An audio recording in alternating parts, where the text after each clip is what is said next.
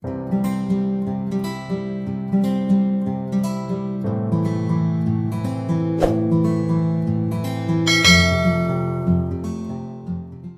semuanya, aku April. Makasih banget udah klik video ini. Jadi teman-teman, aku baru aja mau mulai nge-YouTube. Di video kali ini, aku bikin atau DIY softbox. Softbox ini aku pakai untuk foto produk. Jadi aku tuh punya jualan kecil-kecilan gitu. Dan aku butuh softbox atau lighting untuk foto produk karena aku fotonya itu di dalam ruangan. Dan budget atau biaya yang aku keluarin sebesar Rp90.000 aja. Buat teman-teman yang penasaran dengan prosesnya, langsung aja kita ke videonya. Dan bahan yang diperlukan ada kardus bekas, kabel dan steker lampu, fitting lampu, bohlam, obeng, lem tembak, penggaris, gunting, ballpoint, kertas minyak, kertas manggis warna silver, atau teman-teman juga bisa pakai aluminium foil, lakban. Untuk tiangnya aku pakai pipa PVC yang setengah inci karena memang aku punyanya yang setengah inci ya teman-teman. Yang ini nanti bakal aku potong jadi dua, masing-masing panjangnya 15 cm. Oke teman-teman, kalau mau di screenshot dipersilahkan. Dan aku juga tambahin untuk tiangnya, panjangnya kira-kira 50 cm, jadi tiangnya nanti ada dua, ada yang tinggi dan ada yang pendek. Pertama, gunting kardus jadi bentuk kayak gini. Ukuran yang aku pakai itu segini ya teman-teman. Aku menyesuaikan bentuk kardusnya aja sih. Gunting kardusnya sampai jadi 4 buah kayak gini.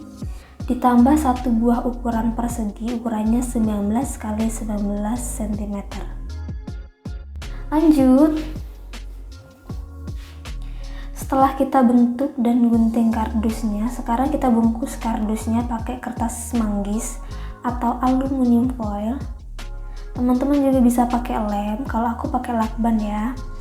Yang penting itu kardusnya ini terbungkus dengan kertas manggis atau aluminium foil.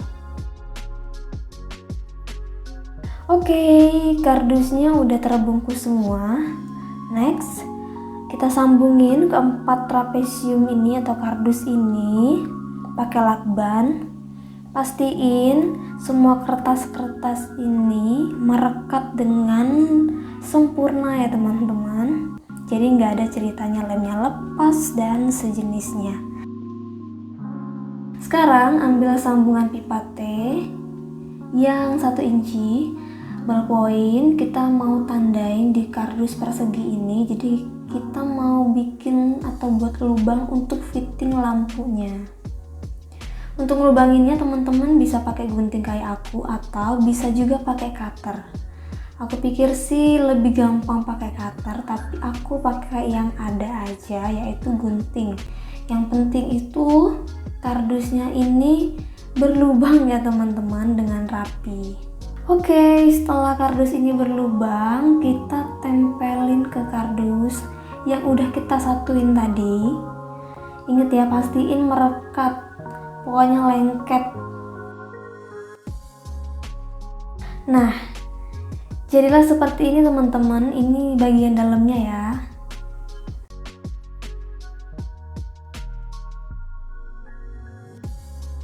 Next step, kita ambil sambungan pipa yang 1 inci, terus kabel yang udah ada steker lampunya, obeng dan fitting lampu. Jadi kabelnya itu dimasukin dulu ke pipa T ini kayak gini. Baru deh kita sambung kabelnya ke fitting lampu.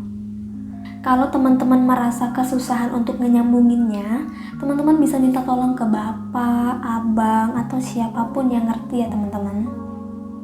Kalau udah nyambung kayak gini, sekarang kita lengketin fitting ini ke pipa sambungan pakai lem tembak. Nah ini pas banget ya sambungannya. Oke, jadilah fitting lampunya. Sekarang kita masukkan ke kardus tadi. Jadi inilah fungsi lubang yang kita buat tadi teman-teman. Langsung aja kita pasang bohlamnya. Bohlam ini aku pakai sementara aja karena wattnya memang kecil. Nanti bakal aku ganti, tapi nanti kalau ada uang lebih. Kalau belum ya belum akan aku ganti teman-teman. Lanjut, aku mau lem fittingnya ke lubangnya ini biar nggak geser-geser atau lepas-lepas gitu. Next, kita pasang kertas minyak ke mulut softboxnya kayak gini. Jadi kira-kira jadinya kayak gini ya. Oke, softbox kita hampir jadi teman-teman. Lanjut sekarang bikin tiangnya. Ini langsung aku sambung-sambungin aja teman-teman.